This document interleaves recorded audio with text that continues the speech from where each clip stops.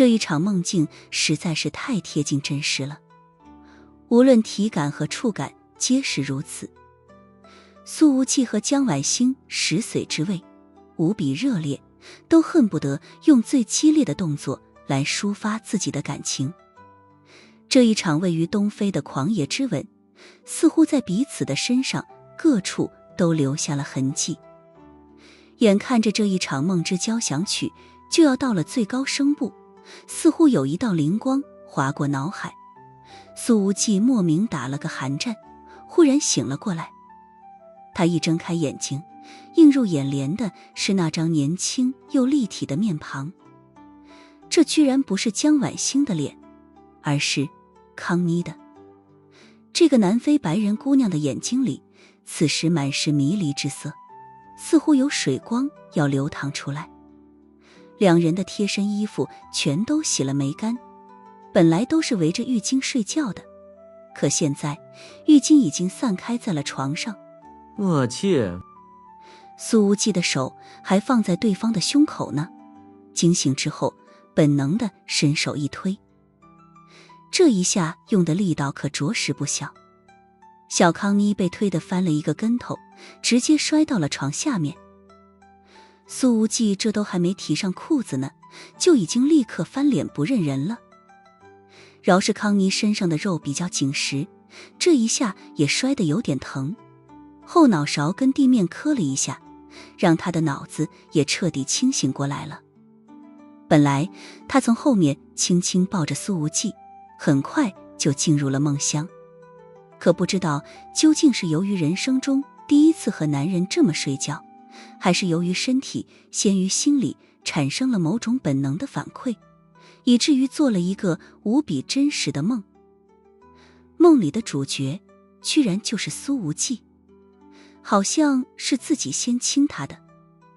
对方在迷迷糊糊的状态下也半推半就的给出了回应。只是康妮比苏无忌醒来的要早一点。他虽然之前对这个华夏青年动过纠结的杀心，但对此时的行为却并不反感。两人睡梦里的动作让他很想对某件事情进行下一步的探索。这种情感很复杂，但康妮对苏无忌绝对称不上又爱又恨，所以他觉得在遵循身体本能的前提下，即便是将错就错也没什么太大的问题。毕竟国外很开放的，非洲更是如此。康妮也不认为自己的第一次会有多珍贵，既然感觉来了，随性而为便是。不然的话，某种病毒就不会在这一片大陆上泛滥成灾了。所以哪怕醒过来了，康妮也没有停下动作，反而还在试图引导苏无忌。就在他的身体已经软到没有骨头的时候，苏无忌豁然睁开了眼睛。然后这位武装组织的灵魂人物就被干脆利落地推下了床。康妮瞬间从梦境回到了现实里。苏无忌立刻低头检查自己的身体，发现一片干燥，没有丝毫痕迹，于是稍微放下心来。康妮瘪了瘪嘴，眼睛里有着一抹委屈。平时追求我的男人很多的，你至于对我嫌弃成这个样子吗？再说了，你刚刚在梦里还对我又亲又摸，上下其手。谢谢你提醒了我。苏无忌从床上跳起来，快步到了卫生间，开始咕噜噜的漱口刷牙，还用肥皂把手指好好的洗了洗，甚至连指甲缝都没放过。康妮就这么光着站在后面看着此景，更委屈了。我又不脏，你至于吗？在他看来，这种行为简直是对自己的羞辱。苏无忌说道：你不懂，你们非洲的病毒很厉害的，会通过皮肤黏膜传染的。我没病。康妮走了回去，把床上的2条浴巾直接扯到了地上，闭上眼睛闷闷睡觉。苏无忌摸了摸自己晾起来的衣服，发现已经半干了，于是直接穿上，说道：你年纪还小，这种事情得跟喜欢的人一起做才行。我又不喜欢你，更不可能对你负责。康妮冷笑着说道：我不需要你为我负责。苏无忌把半干的衣服丢到了他的脑袋上，说道：穿上跟我去视察。康妮把短裤从脸上扯下来，不是说要等负责人诺姆维特来到之后吗？苏无忌，你是特使，你的地位比他高，要是全听他的就被动了。康妮其实也想仔细了解一下，看看这个敢给特使房间安装摄像头的矿区里到底藏着什么猫腻，于是便起身弯腰穿短裤了，居然还是卡通的图案。苏无忌扣好了扣子，对着领间的通讯器说道：做好测印，等我消息。好，你注意安全。阅兵铃的声音传来，听到这平静的声音，苏无忌越发觉得幸好自己及时醒来了，要是真的稀里糊涂把小康妮给吃掉了，现在肯定觉得无比后悔，简直亏大了。由于他们到来的时候已经是半夜了，此时睡了一觉，已是早晨6点钟，外面的天色已经亮起来了。两人刚刚打开门，便发现2个矿区的武装人员走了过来，其中一人就是马蒂比迪。康妮小姐，请问你们是要出去吗？他问道。我这要准备给你们送早餐。康妮面无表情地说道。我们出去走一走。马蒂比迪说道。诺姆维特先生交代过了，2位请不要随意下楼。矿区很多危险的施工区域，如果你们……啪！他的话还没说完，脸上就重重挨了一耳光。苏无忌冷冷说道：康妮小姐要去哪里，不需要你来管，你只要跟着就行了。马蒂比迪的黑脸都被抽得发红了，他强忍着怒气说道：诺姆维特先生交代过了，2位必须等他到来，否则的话……下一秒，他便发现自己手里的枪已经被苏无忌一把扯过去了，紧接着那枪口就顶在了他的脑门上。另外一名武装人员见状明显慌了，也不知道是不是要举起枪指着康妮。我保证你们俩如果还敢废话，会立刻就死。苏无忌冷笑。马蒂比迪可不相信苏无忌敢在这里杀人，他冷冷说道：这里是矿区，有自己的规则，即便你们是总指挥的人，也不能在这里放肆。还有，你刚刚打我的那一耳光，我会报复回来的。但他的话还没说完，苏无忌就猛然一甩枪托，咔嚓，马蒂比迪的喉骨直接被砸碎了。他捂着脖子，双眼圆睁，重重摔在了地上。另外一名武装人员直接呆立在原地。他还没来得及示警，康妮忽然动起来，一膝盖重重顶在了对方的腰下要害的位置。这武装人员疼得弯下了腰，康妮却直接抱住了他的脑袋，猛然一拧，此人的脖子被拧断，直接毙命。苏无忌看了看他，说道：水平可以一看就专门练过，怪不得昨天半夜一直盯着我的后脖颈。康妮却说道：我不会对你动手的。苏无忌呵呵一笑，踢了踢地上的2个尸体，道：看你力气不小，那就把他们都拉进房间里，免得暴露他。康妮这赤色巴尔的灵魂人物，在苏无忌的面前变成了苦力，只能忍气吞声地把2个强壮男人的尸体拖进了房间。然而苏无忌却把马蒂比迪的衣服扒了下来，自己先换上了。康妮也换上了另外一人的衣服，不过她的身材要稍微矮一点，这迷彩服穿在身上明显大了一号。不过这大1号也挺好，正好遮住了她的胸口线条。苏无忌帮康妮扎紧了武装带，说道：“怎行？”两人拎着枪下了楼。由于这里守卫的脸上都有着墨镜和蒙面巾，只要不仔细检查，倒也不会暴露。两人走了不到100米，便看到劳工在挨打。快点，动作太慢了。一名守卫拿起鞭子，狠狠抽在了一名黑人劳工的身上。后者的皮肤当即被抽出了一道血痕，疼得倒在地上，大口地喘着粗气。不要装蒜，快给我起来！那名守卫当即对他拳打脚踢，那动作粗暴到了极点，丝毫不怕把人给当场打死。我来的。苏无忌拍了拍这守卫的肩膀，掏出了马蒂比迪口袋里的香烟，道：“你先抽支烟休息一下。”好。这守卫根本没有任何怀疑，接过了香烟，嘿嘿一笑：“听说昨天来了个漂亮特使，头已经跟咱们说过了，要用它来让大家轮番爽一爽。”苏无忌呵呵一笑：“是的，我见过了，那妞身材不错，肯定很爽的。”他何止见过，还上手摸过。苏无忌能明显感觉到旁边康妮的眼神一下子变冷了。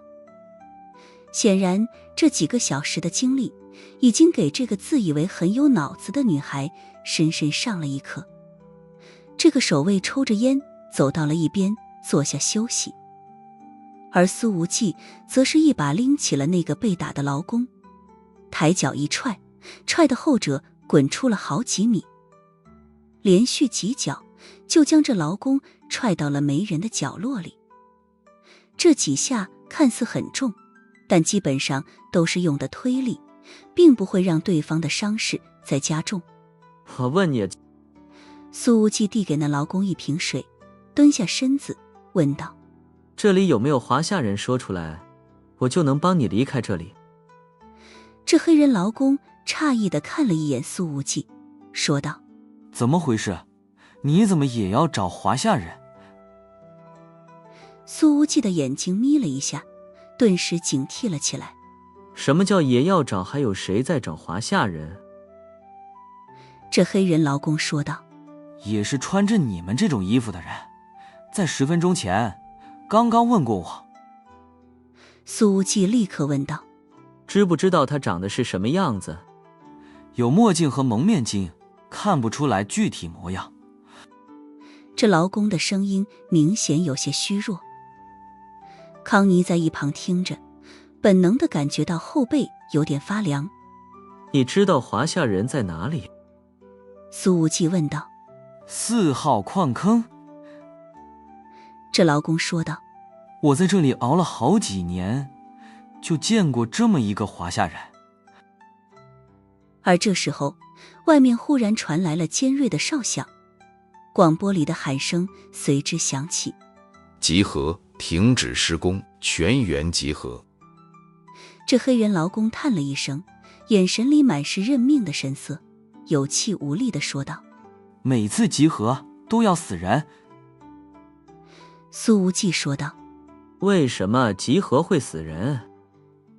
这黑人劳工说道：“要么是钻石运输出了问题，要么是内部混进了其他军阀的卧底。如果找不到具体的人，就随便枪杀几个了事。”这时候，矿山的大铁门打开，几台福特猛禽轰隆隆地开了进来。猛禽的车斗里是全副武装的雇佣兵。车子停在了矿区的开阔地上，从猛禽上走下来了一个穿着军装、叼着雪茄的微胖男人，手上的大金表异常扎眼。他就是诺姆维特，一直负责这片矿区。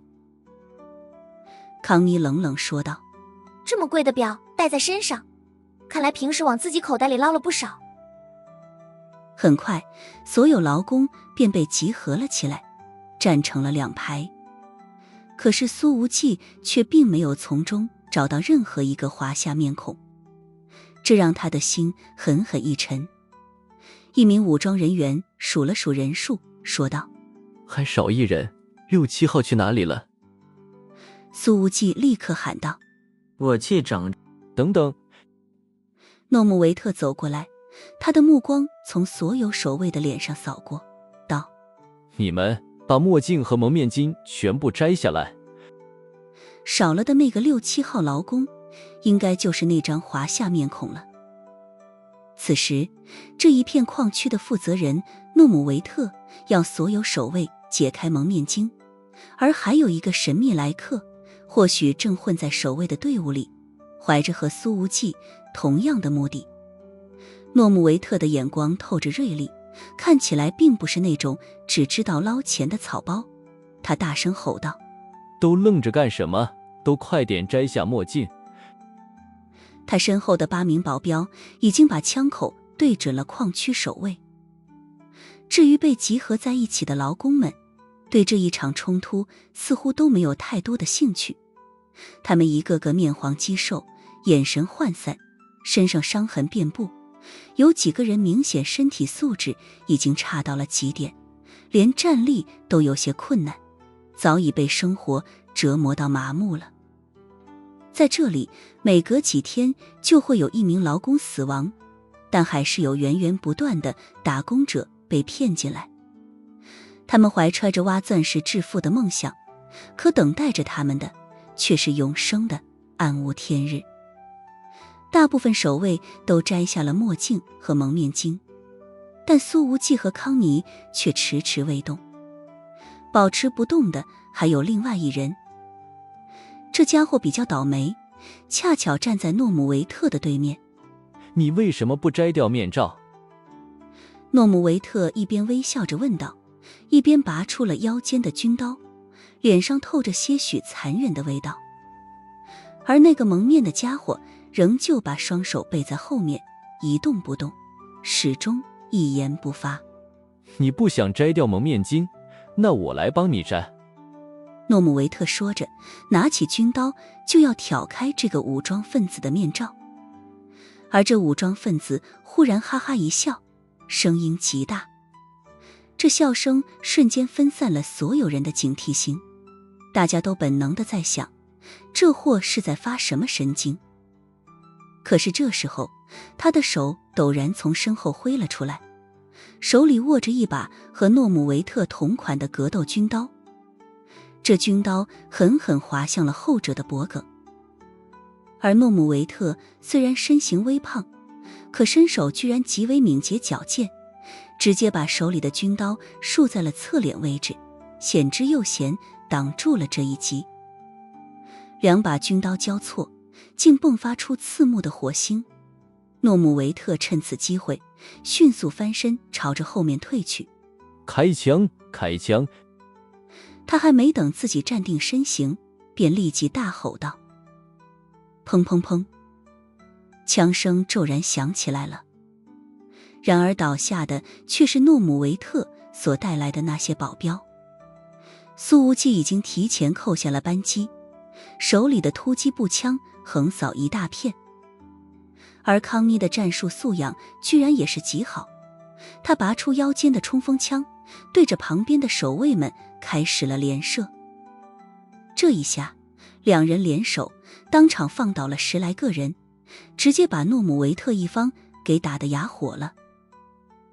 在取得了优势过后，苏无忌拽着康妮一跃而起，连跨10几米跳进了旁边的沙袋后面。这些沙袋装满了土，被劳工们从矿坑底部一步步背上来，还没来得及转运出去，此刻已经成了最好的防御工事。矿山的武装人员们已经被这一波给打懵了，当他们反应过来，开始想要寻找合适位置还击的时候，矿山外面突然响起了狙击枪声。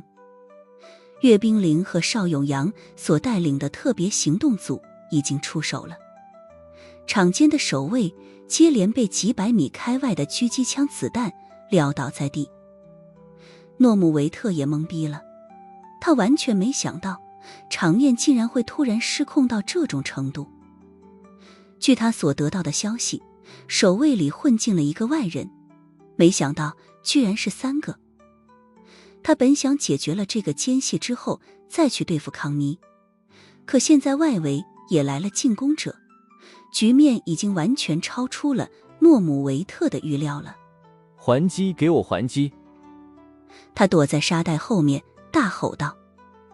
一想到某种可能会发生的场景，这个负责人的脑门上瞬间便流出了冷汗。其实这矿山有上百个武装人员，在短暂的混乱过后便取得了火力相持上的平衡。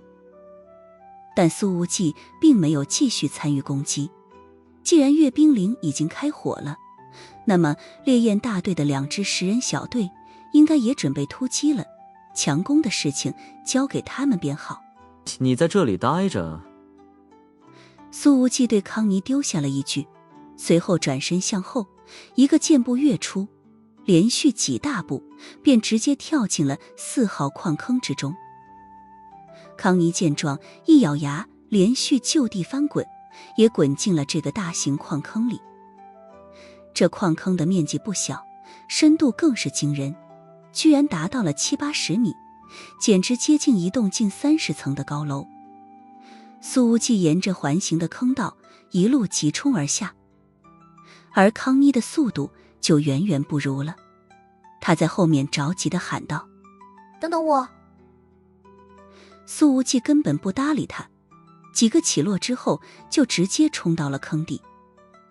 在底部还有一个矿洞，通向更深处，里面隔着10几米才亮着一盏灯，大部分都是黑漆漆的，完全看不到里面有什么。我现在位于4号矿坑底部。苏无忌对通讯器说道：“替我牵制住所有火力。”好，放心。阅兵营说道。这如冰湖般平静的声音，似乎能够驱散所有的焦灼与不安。这矿洞有5米多宽，只有1.5米高。苏无忌只能弯腰钻进去，前进速度骤减，逼仄、压抑、阴凉、潮湿的感觉已经扑面而来。当他进入10来米之后，通讯器便完全失去了信号。苏无忌往前缓缓走了100好几十米，并没有发现任何一人，但他却不得不站定了脚步，因为前面是个3岔路口。呼，等等我！康妮的声音从后面传来，他猫着腰跟过来了。此时矿洞里的氧气本来就不是那么足，这丫头气喘吁吁的，简直觉得自己的肺都快要跑炸了。苏无忌没有问他为什么跟过来，而是直接指着这3岔路口说道：“你觉得选哪个？”康妮的脑袋倒还是比较清醒，他未经过多思考，便直接说道：“选新挖的那一条吧。”苏无忌说道：“行走左边啊。”左边用来支撑矿洞的木材看起来比其他2个洞口要稍微新一点，但这种支撑也只是图个心理安慰罢了。真要发生塌方，这些木材根本起不到任何防护作用，坑洞里的所有人都得被活埋。苏无忌在进入左边的矿洞之前，拔出了华夏部队的制式匕首，插进了左边的土壁上。如果烈焰大队顺着这洞口找过来，应该就能明白他进了最左边的矿洞了。这个新的矿洞里面并没有挂上壁灯，2人只能依靠着头盔上的照明灯前行。外面打得激烈纷呈，可矿洞里面几乎听不到任何枪声，只有2人的脚步声与呼吸声，完全是截然不同的2个世界。康妮走在后面，莫名觉得脊背发凉。他犹豫了一下，终于说道：“我有点害怕，能不能拉住你的手？”苏无忌没伸手，淡淡说道：“你现在掉头出去还来得及。”前面还有杂乱的脚印和新挖掘的痕迹，显然平日里经常有工人过来。我还是跟着你吧。康妮犹豫了一下，还是没出去。他确实有点后悔跟进来，但留在外面更危险。这就是选择当幕后领导者的坏处所在了。当那位被他视为傀儡的总指挥开始反水的时候，整个赤色巴尔都立即变成了康妮的敌人。除了特莫多，根本没人认得康妮。谁能相信这么一个18岁的小丫头是整个组织的真正决策者？如果能活着离开这个矿坑，康妮才会迎来一次真正的蜕变。那个时候的她或许会更可怕一些。咱们已经走了好几分钟了，你要找的那个华夏人会不会根本不在里面？康妮问道。说话间，他头盔上的照明灯似乎电量不足了，闪了几下，终于熄灭了。康妮的心瞬间提到了嗓子眼。不管这丫头多么工于心计，可终究只是个18岁出头的姑娘，对成年人世界的理解还是太少了。少说废话，苏无忌说道。来都来了，一定得找到尽头。既然来了这一趟，他准备把这3个矿洞全部探明白了。不知不觉，这一男一女沿着矿洞走了足足半个小时。他们一路上见到了一些被工人们提前放在这里的食物和水，还有好几个手电筒。这些对于康妮来说可是绝对的必需品。他把手电筒全部捡起来，插在自己的腰间。这里面到底有多深啊？康妮的心里满是不确定，本能的伸手抓住了苏无忌的后衣角。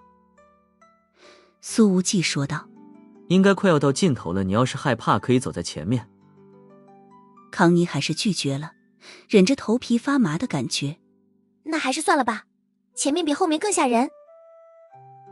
又走了几分钟，前面已经是越来越矮了，最低处已经不到1.1米了，就连康妮都直不起腰来，手脚并用，爬着走倒是更快一点。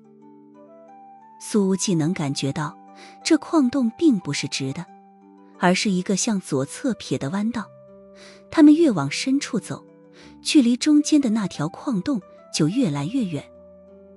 然而就在这个时候，他们隐约听见前方似乎传来了潺潺的水声。是不是快挖到地下河了？康妮问道。然而苏无忌却停下了动作。前面的矿洞实在太矮了，只能容一个成年人贴着地面爬过去，连头都抬不起来。显然这就是挖掘的尽头了。苏无忌还是钻过去了半个身子，随后他看着眼前的情景，倒吸了一口凉气。而这时候，岳冰凌和邵永阳正站在那3条矿洞的岔路口。冰凌，咱们进来一个。邵永阳问道。岳冰凌说道：无忌留下了记号，咱们就近右边的。此时在矿洞的右边土壁上插着一把华夏部队的制式匕首。这怎么可能呢？苏无忌说道。他的声音里似乎满是震惊。到底是怎么回事？康妮忍不住地问道。他趴在后面，眼前就是苏无忌的鞋底，除此之外什么都看不见。苏无忌先钻过去了，随后把康妮拉了过来。由于这年轻的身体是前凸又后翘，以至于康妮差点被这狭小的矿洞卡住。哦，我的上帝！等钻过来之后，看着眼前的情景，这丫头忍不住地惊呼出声。和之前狭窄的矿洞相比，这里已经是豁然开朗。这是一处通道，2米高2米宽，长度非常精准，一直笔直地延伸向前方。四周都是石壁，石壁上刻着繁复的图案，不知道历经了多少岁月。虽然图案已经模糊和斑驳，可石壁却依旧坚固无比，严丝合缝。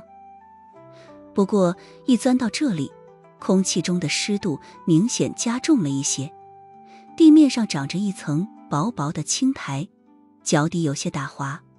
这里不会是个墓道吧？康妮有点紧张，小声地说道。的确，这切割整齐的石壁和方方正正的甬道，确实很像电影里的那些古墓。苏无忌摇了摇头，不太确定，往前走走看。地上有脚印。康妮拿着手电筒蹲下看了看，说道：看着脚印，应该没多久。苏无忌查看了一下鞋底在苔藓上留下的花纹，心情一下子振奋了不少，忍不住地攥了一下拳头。他说道：这是矿工的鞋子。既然是矿工的，那么会不会是那个失踪的6、7号？那我们再往前走走看。康妮说道。不过由于认为这里是墓道，他的心情似乎更紧张了一些，下意识地抓住了苏无忌的手臂。往前走了100米，潮气越来越重，苔藓越来越多，以至于通道四壁都要被布满了，而哗啦啦的水流声也是越来越响。毫无疑问，在前方必然有着一条地下暗河。1分钟后，两人站定，停在了通道尽头。下方是一个地下湖，湖面距离通道有10米左右，面积很大，手电筒的光束都照不到头，深度更是不可知。有2条暗河正通过石壁上的豁口，哗啦啦地注入这里，水势居然还挺猛。不过前方并不是毫无通路，沿着石壁还被人开凿出了一条环形的小路，很窄，只能容得下1个人通过。那个矿工的脚印还在沿着石壁小路继续向前。对于苏无忌来说，接下来的路已经很简单了。既然已经走到了这儿，没有理由再退回去。你当心点，别滑下去了。苏无忌说道。前面的狭窄小路上全部都是青苔，非常湿滑。康妮问道：我如果掉下去了，你会救我吗？苏无忌没好气地说道：想什么呢？当然不会了，你我目前还算是敌人呢，你死了正好，省得拖累我。康妮忍不住地说道：你会和敌人亲嘴吗？你把敌人的身子都摸遍了。对方在梦境里手劲儿好大，都把自己给抓青了。苏无忌：不好意思，我是渣男。康妮。两人小心翼翼地沿着这石壁上的湿滑小路走了10几分钟，才看到了一个甬道，依旧是四四方方的石头砌成的，表面依然刻着繁复的花纹。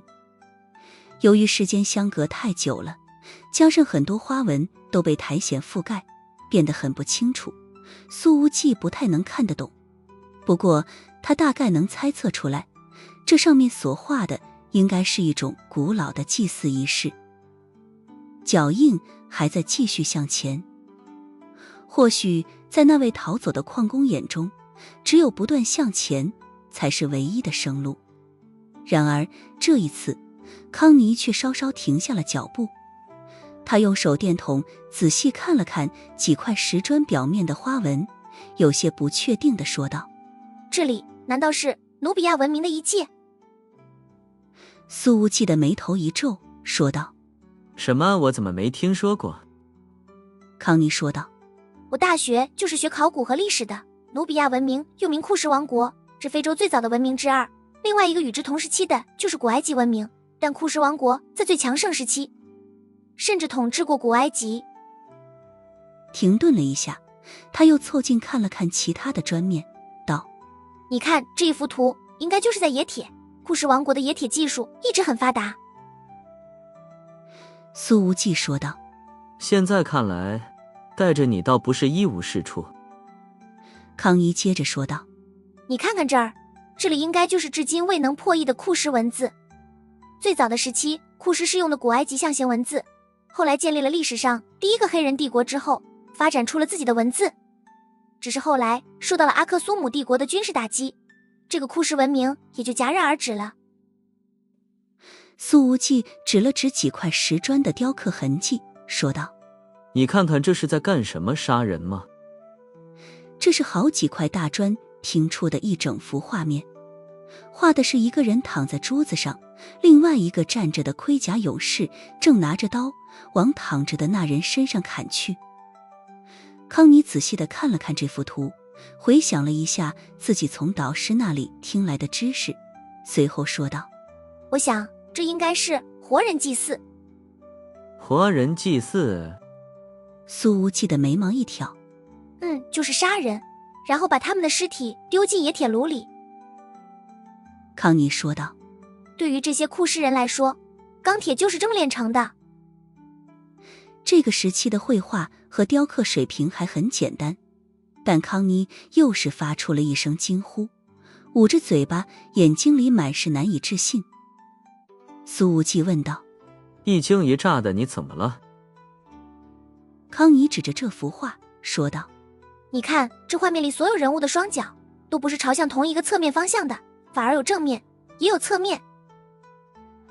苏无忌看了看这幅画，的确是显得颇为立体和精巧，但是他也看不出什么特殊的地方。康妮激动地说道：古希腊在2500年前的那一幅平画《雌形出征的战士》，是艺术史上公认最早出现的一只正面的脚。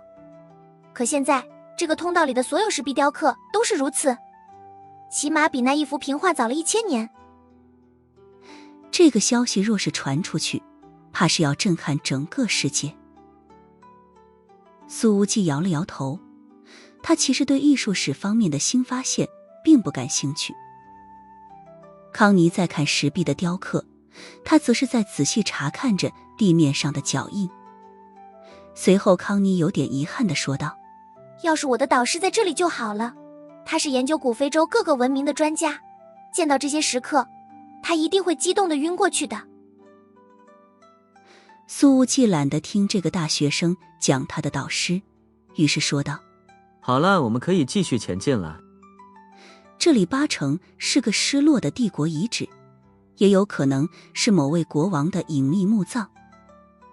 但哪怕这里有着极高的考古价值，苏无忌也不会因此而有半点激动。对他来说，显然是活人更重要一些。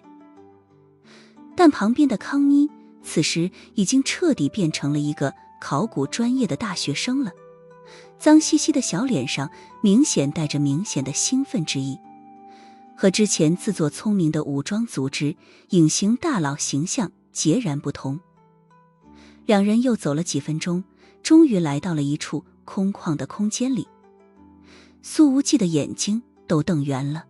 我去，真狠，他说道。前方是一片足有半个篮球场大的圆形空间，在这圆形空间的最中央有着一个暗金色的棺材，也许是长期受到水汽的浸染，也许是由苔藓爬上表面，使得这金色已经非常不明显了，十分暗淡。这棺材一定是纯金的，康妮说道。库什王国的炼金术也很厉害的。苏无忌没好气地说道。你最好把眼睛睁大一点，看看周围是什么。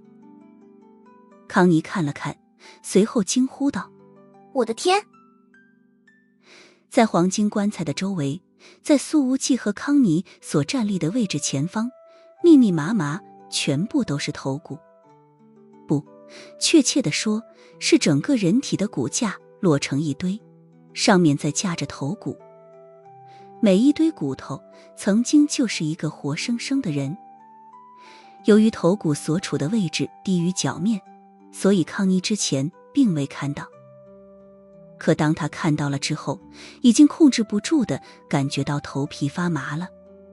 这着实太惊人了，任何恐怖片的布景都不如眼前的画面来得更刺激。苏无忌粗略地算了一下，道：起码有100具尸体在周围陪葬。无论在东西方，古代的陪葬文化都很盛行。如果这里躺着的是当年库尸王国的统治者，那么苏无忌倒也觉得没什么大不了的，这种陪葬规模甚至还可以再大一些。也许这些陪葬者就是这一片地下墓葬的建设者。康妮说道，他的手一直放在胸口上，好不容易才抚平内心的震撼感，但呼吸仍旧有些急促。苏无忌说道，但肯定是有人把他们杀了，然后把骨头一堆堆的摆放好，所以这里应该还有别的通道可以离开。不过他并不确定能不能找到出口。几千年过去之后，地貌变化太大，即便有其他的通道，也可能早就被地形改变了。康妮说道，我们要不要踩着头骨过去看一看，棺材里面到底躺着的到底是谁？没那个必要，找人要紧。苏无忌说道，越是这种时候，越是得按捺住好奇心。我明白。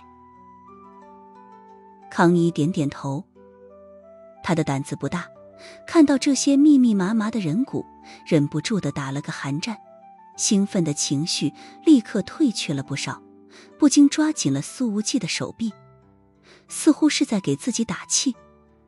康妮接着说道，我们找到人，立刻掉头回去。然而这个时候，一道阴恻恻的低语声却忽然从前方飘了过来。我想你们在找这个华夏人。这声音一出来，让整个地下空间的温度都仿佛下降了好几度。康妮的后背瞬间布满了凉气，本能地从后方抱住了苏无忌。这倒不能怪他胆子小，毕竟墓室里突然出现了活人的声音，换谁都得被吓一大跳，就连苏无忌的手臂上也是瞬间冒出了不少鸡皮疙瘩。这和实力强弱无关，完全是本能反应，简直跟拍鬼片一样，太特么的瘆人了。在黄金棺材的正后方是一处通道口，而那一道声音就是从这通道口传过来的。环绕着这一片墓葬空间的仍旧是一条狭窄的岩壁小路，不能容纳两人并肩而行。别愣在原地了，过来吧。那一道阴恻恻的声音再度响起，我对你们以及对这个华夏人真的没有什么恶意的，只是这种语气很难让人真正放下戒心来。苏无忌一只手拉住了康妮，另一只手则是扣在腰间的紫色软剑上，眯着眼睛说道，走过去看看。他浑身的力量已经开始高速运转，随时可以爆发出最强的攻击力。康妮死死抓住苏无忌的手，心脏一直悬在嗓子眼。等到了前方的通道口，苏无忌赫然发现前面并不是墓室了，而就像是一个小型的地下展览馆。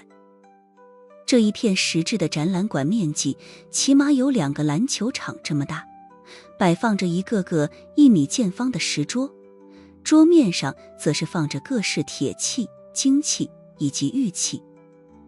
所谓的铁器早已锈蚀得不成样子，很难看出来原本的模样，基本上快成一堆碎渣了。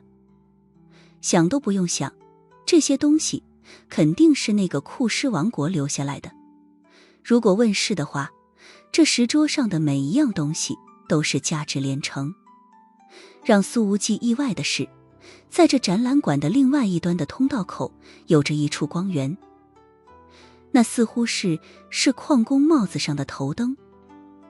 头灯的光照着一个黑色的身影，苏无忌把手电照过去，便看到了2个人。一个瘦骨嶙峋的矿工正靠在石壁上深深地喘着气，而在他的对面站着一个身穿黑衣的人，此人是背对着苏无忌的，毫无疑问，刚刚那声音就是他发出来的。可他虽然站在这里，却让人很难在抛开视觉的情况下感受他的存在。简单来说，没有活人的气息。苏无忌只是看了他一眼，却压根没有被吸引心神，反而立刻把目光转向那名瘦削的矿工，直接开口问道：我是华夏陆军特种部队，请问您是？由于光线条件太差，隔着10几米，苏无忌并不能看清楚他的长相。不管此人是不是坠机上所失踪的人，都是华夏人。而苏无忌已经提前预设了对方的身份，所以直接用上了敬称。那个矿工听了这话，情绪明显波动了几分，他的嘴唇明显翕动了几下，可想说的话却似乎被汹涌的情绪堵在了喉咙里。这矿工抬起手扶着身后的石壁，想要站起来，可是由于一路跑到这里，他的体力已经近乎于完全透支了，生命力好像都要逼到极限了，呼吸犹如拉风箱一样，就连站起来的简单动作都显得无比艰难。苏无忌凝望着他，开始缓步往前走去。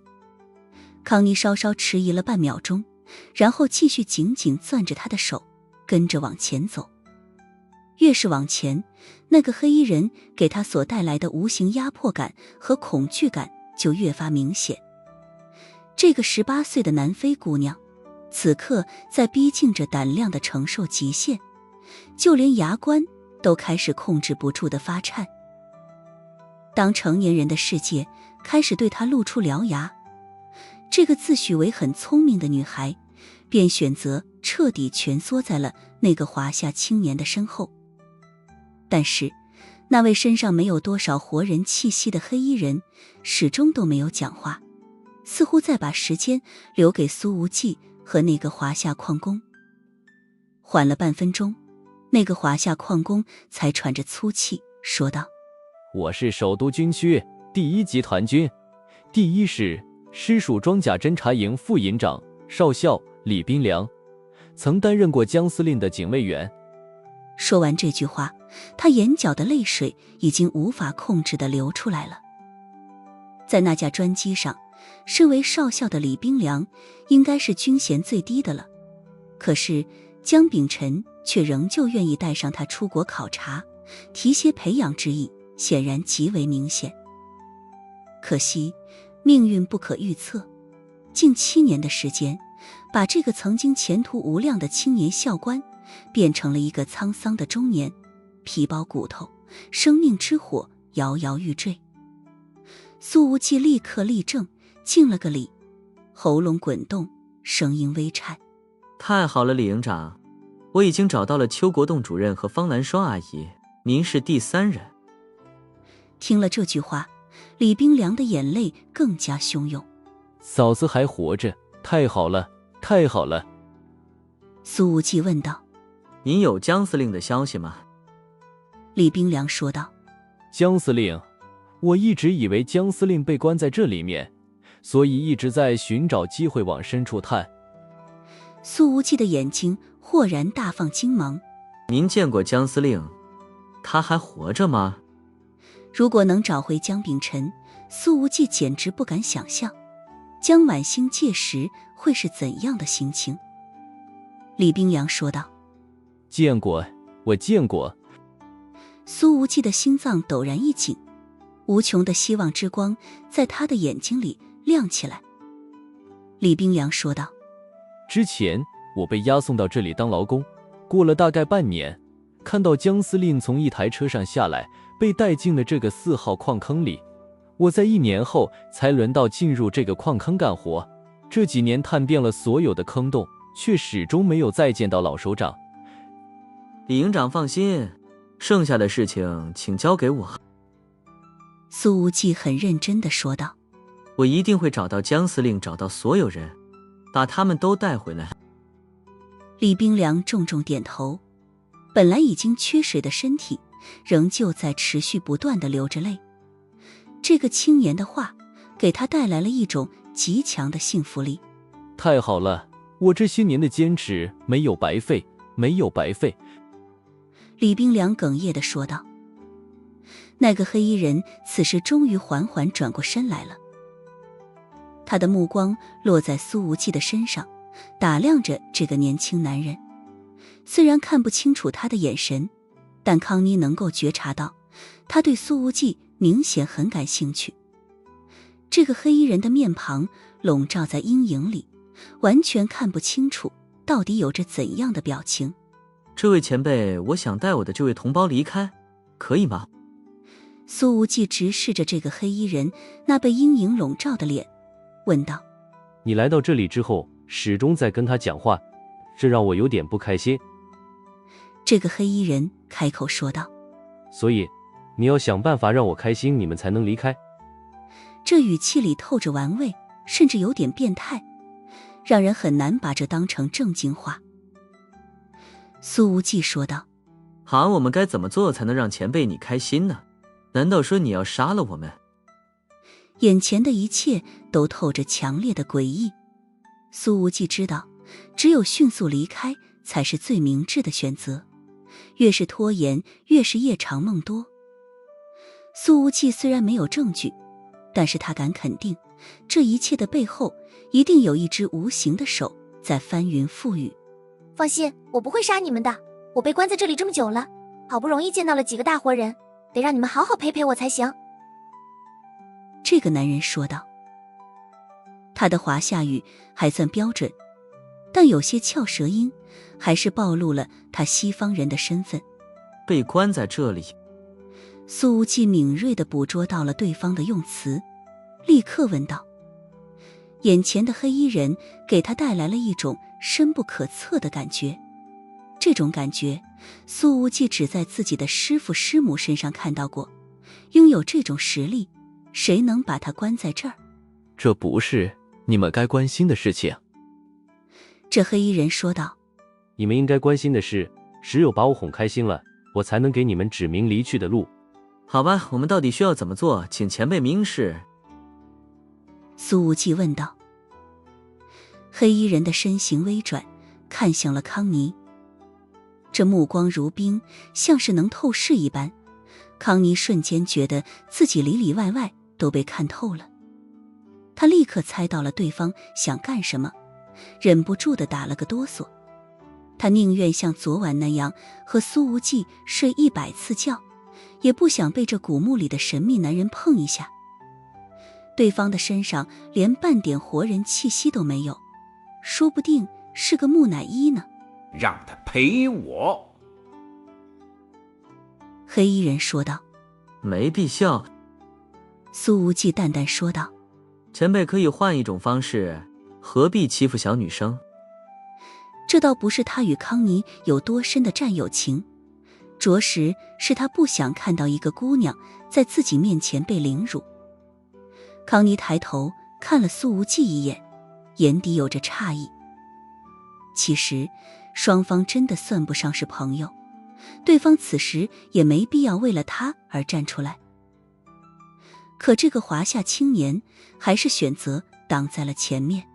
我都记不清自己有多久没有碰过女人了。这黑衣人微笑着说道。他把我陪开心了，你们就能离开，就这么简单。苏无忌的声音冷冷。我说过没必要。康妮却在后面轻轻扯了扯苏无忌的袖子。这一刻，他看着挡在身前的男人，心中的情绪已然变得无比复杂了起来。你们都不知道我是谁，就说没必要。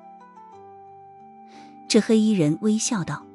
以我的身份，睡了这丫头，将是他毕生的荣幸。康妮一咬牙，终于做了决定，说道。你说话算数，只要睡了我，我们就能离开。这黑衣人阴恻恻地笑起来。对，我刚刚的确是这么说的。好。康妮往前跨了一步，和苏无忌肩并肩，咬着牙说道。不就是陪男人睡觉吗？有什么大不了的？他的一只手在解扣子，另外一只手在抹眼泪。苏无忌一把将他扯到了后面，道：站一边去，要你来添乱。康妮被扯得一个踉跄，差点摔倒在地。可这个时候的他却莫名觉得这个华夏青年的男友力简直爆棚了。有点可惜的是，之前扇自己的那几耳光不是他亲自打的。苏无忌并不知道，自己好像在一个不小心之下，把这阴险难飞小女生的某种极为隐秘的属性给激发出来了。此刻他正承受着这黑衣人某种不怀好意的凝视。这黑衣人盯着苏无忌的腰间，阴恻恻地微笑道：其实我刚刚在逗你们玩呢，我本来就对女人不感兴趣。苏无忌的眉毛一皱，什么意思？他开始有了一种更加不好的预感。黑衣人微微一笑：我对男人更感兴趣，尤其是你这种年轻男人，让我无法自控的着迷上瘾。苏无忌的后背上冒起了鸡皮疙瘩。你要不听听你在说啥？黑衣人继续说道：来吧，年轻人，把你的裤子脱了，背对着我跪在地上。听了这句话，场间仿佛冰冻。康妮的表情已经完全凝固，整个人都仿佛石化了一般。而那个李冰凉副营长则是艰难地站起来说道：就没有别的方式了吗？黑衣人轻笑着摇了摇头：没有别的方式，我就喜欢这种年轻的小鸭子。这阴恻恻的笑声让人鸡皮疙瘩越又忍不住地冒出来了。苏无忌，老子不是鸭子。李冰凉深吸了一口气，眼睛里闪现出了坚毅与决绝。我来换他。他之前压根都不认为自己能活着离开非洲，身体条件每况愈下。李冰凉其实早就已经下了必死之心。黑衣人盯着苏无忌：不行，我只要他。康妮深吸了一口气，往前跨了一步，拉了拉苏无忌的袖子：你要不咱们跑吧？这个小姑娘之前还下了决心，如果能活着离开，她愿意付出所谓的清白，就当被狗咬了一口算了。可是下一秒，康妮便瞪圆了眼睛：其实这也没那么难。苏无忌说着，开始缓缓地解开了迷彩服的扣子。不要啊！这下轮到康妮拦住了他：你没必要受这种屈辱的。然而苏无忌解开了外套的扣子之后，却并没有继续脱，而是把手放在了腰间皮带上，静止不动了。你怎么了？黑衣人玩味地说道：怎么停下来了？要不要我再给你多增添一点决心？说着，他缓缓抬起手来，看似轻描淡写地挥了一下。随着他的这个动作，这石室里仿佛平地掀起了一阵狂风。一掌，风起。康妮的实力最差，被吹得几乎站不住了，眼睛都睁不开，踉跄了2步，随后一屁股坐在了地上。而苏无忌刚刚解开了扣子的外套，整件衣服直接被吹得从双袖脱下，倒飞出了好几米，落在了这小型展览馆的门口。这还不止，甚至有好几个沉重的石桌都在这掌风之下轰然倒塌，那价值连城的精器摔了一地。康妮面露惊恐，这种实力他闻所未闻，简直是人力不可能而为之。这黑衣人微笑着道：如果不按照我说的做，你觉得你们能活着从我的手底下离开吗？那可不一定，总得试试才知道。苏无忌冷冷一笑，那放在皮带上的手抽了出来，唰，随之抽出来的还有一道紫色光华。原来苏无忌脱去外套并不是为了撅起屁股献花，而是为了亮剑。在要脸和要命之间，苏无忌还是选择了前者。不知道为什么，在苏无忌亮出了武器之后，似乎丧失了离开希望的康妮反而松了一口气。似乎他也不愿意看到苏无忌现出自己的花花。那场景实在是太可怕了。在亮剑的同时，苏无忌一把将李冰凉拉起来，拽到了身后，喊道：康妮扶住了带着我战友后退，要是敢把他丢下，我弄死你。康妮顿时觉得自己刚刚的满心担忧全都喂了狗。老弟，你……李冰凉明显很担心苏无忌的安全。我留下和你一起。你活着回去对于整个首都军区来说是至关重要的事情。苏无忌盯着那黑衣人说道：放心，我有底牌，他弄不死我。那你当心点。康妮虽然心中不爽，但偏偏觉得苏无忌此刻横剑而立的样子简直男人味爆炸，忍不住地叮嘱了一句。他随后扶着李冰凉缓缓退开。黑衣人看着此景微微一笑：有意思，我被关在这里这么久，难得遇到这么有趣的小朋友，更不能放你走了。随后他轻轻的一跺脚，巨大的力量从他的脚底传导到了地面上。这座大型石室里的所有石桌竟是全都轰然倒塌。居然敢这么搞，不怕他方吗？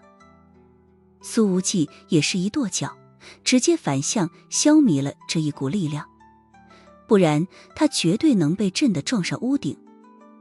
但是两人的隔空交手所产生的无形震动已经顺着石室洞口传递了出去，外面墓室里的那上百堆骨头瞬间被震塌了一大半，就连那一个黄金棺材都狠狠震了震，差点翻倒。显然这个黑衣人根本不会心疼这些库尸文明的宝藏，对他而言，这里只是一片禁锢之地而已。这黑衣人说道：在你这样的年纪，居然可以把力量控制到这种程度，已经很罕见了。苏无忌却很认真地说道：在开打之前，我得先谢谢你，刚刚没有拦住他们。其实苏无忌很清楚，以这个黑衣人所展现出来的逆天实力，想要当场弄死康妮和李冰凉，完全就是动动手指的事情，但是他却没有这么做。也许是不想杀，也许是不屑杀，但结果都是一样的。不用谢我，我只是盯上了你的屁股而已。黑衣人说道：自己怎么就偏偏遇到了这么一个变态？所以你如果可以击败我，我就放你离开。黑衣人说着，缓步走出了这个石室展览馆，随后脚尖轻轻一点，整个人像是轻盈的风筝一般飘过了整个墓室，落在了另外一端的通道口。苏无忌其实本想往更深处探寻一下，但看到黑衣人已经出去了，自己不得不跟出去，以免后者再对李冰凉出手。可是他才刚刚落地，一只枯瘦如厉鬼的手就从那黑袍之下伸了出来，陡然间来到了苏无忌的面前。这只手的速度实在是太快了，没有引起任何气流波动，也没有任何的活人气息，这简直像是一个从坟墓里爬出来的人。苏无忌的反应自然也是极快，直接横剑一斩，眼看着就要命中那只枯手。可是在这个关头，那黑衣人的速度陡然间加快，枯手宛若瞬移一般，精准地避开了紫色的剑锋，反而直接抓住了苏无忌的手腕。于是苏无忌便感觉到了一股狂暴的拉扯之力从对方的手上传来，那只手冰凉无比，毫无人体的温度，仿佛大冬天里被冻了许久的铁棍。苏无忌差点被扯得飞出去，他第一时间便调集其体内的所有力量，选择了硬抗。司徒远空所传授的这几个动作可不是虚的，力量一旦经过这几个动作的运转路线流转起来，竟是把苏无忌那眼看着要被扯飞出去的身形生生压了回来。咦，这黑衣人似乎稍稍意外了一下，他明显没想到苏无忌居然可以硬抗自己这一下拉扯。小伢子，你真是越来越有意思了。嘤嘤地笑了一下，黑衣人陡然往后撤了一步。这一下后撤所产生的拉扯之力，让苏无忌几乎无法招架，力量的流转瞬间被生生截断，自己完全失去了重心，被扯得向前飞去。前面就是地下湖了。扑通，苏无忌直接栽入了湖中，溅起了巨大的水花。自由坠落是不会引起这么大动静的，显然黑衣人那一扯，在苏无忌的身上施加了极为巨大的力量。而这个时候，康妮和李冰凉正在湿滑的小路上小心翼翼地挪着，还没走出这片区域呢。苏忌，你快出来啊！康妮满是担忧地喊道。黑衣人阴恻恻地笑道：小丫头，你要是再敢用你的嗓音吵到我，说不定我下一秒就要开始喜欢女人了。康妮打了个哆嗦，立刻老老实实闭嘴。十几秒钟后，苏无忌才从湖面中冒出头来，他抹了一把脸上的水，震惊地说道：这狐狸呀！这黑衣人嘲讽的一笑：瞧你这没见过世面的样子，亏你还拿着紫色软件。宙斯的传人们难道都是这种井底之蛙吗？而这时候，烈焰大队的2支小队已经攻进了矿山，把诺姆维特的手下杀得七零八落，战斗已经接近了尾声。立刻搜索所有矿坑。万灰尘面色郑重地说道。他现在和苏无忌、岳冰凌，甚至是邵永阳全部都失去了联系，这让这位身经百战的副大队长觉得很不妙，很不安。他已经下令让烈焰大队其他还在路上的小队加速赶来，全部驰援阿德里安钻石矿山。可这时候，矿山外围又轰隆隆地驶来了几十台运兵车，这些运兵车上装着的不是赤色巴尔组织的武装人员，而是兰斯尼亚的政府军。坐在最前面一台车子副驾里的是一个中年将军，他握着电话，微笑着说道：诺姆维特，你也太废柴了吧，连这点人都挡不住。诺姆维特显然已经躲进了某个隐蔽的矿坑里，暂时还没被烈焰大队发现。他在那边低吼道：该死的，你别说风凉话了，快点进攻！华夏特种兵太厉害了，他们已经摸到了4号矿坑里，再拖下去要出大乱子的，这里绝对不能暴露，不然的话……那个中年将军直接将对方的话打断：好，既然这样，就让这里的所有人都陪葬吧。诺姆维特愣了一下，吼道：你疯了，你要杀了我？中年将军笑道：要是把你单独救出来，那可太麻烦了，我这边说不定也得死不少人，不如一起杀了，省时省力。说着，他扭头说道：让我们的迫击炮手动作迅速一点，快点找到合适的发射阵地，把这片矿山给我夷为平地。诺姆维特快要气疯了：阿巴克，你想死吗？我是杜卡罗的非洲区副总裁，杀了我你就死定了。这个名叫阿巴克的将军微笑道：哦，你是杜卡罗的非洲副总裁，但你不知道的是，我是雷蒙情报局的副局长。什么？你是雷蒙情报局的副局长？你在开什么玩笑？诺姆维特被这个消息狠狠震惊了。阿巴克的笑声愈发响亮：星辰歌者连续失利，我们局长早已经来到这里，他亲自出手，就是为了让暗影天王彻底葬身此地。而你，去给影子和他的战友们陪葬吧。